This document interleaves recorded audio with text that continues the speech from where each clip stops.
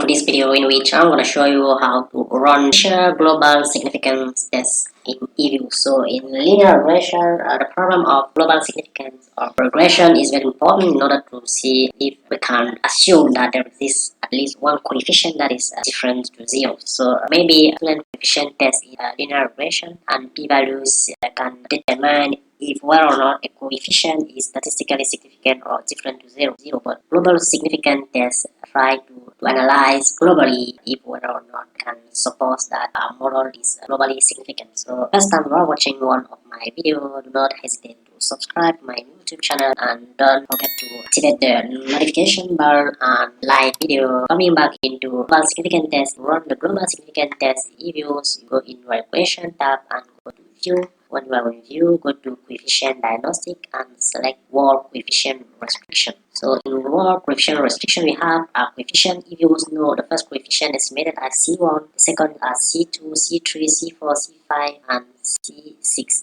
So we are going to test if whether or not coefficient of different variables are jointly equal to zero, or is one of the coefficient is different to zero. So our null hypothesis is that C2 equals C3 or C4 equals C5 equal to C6.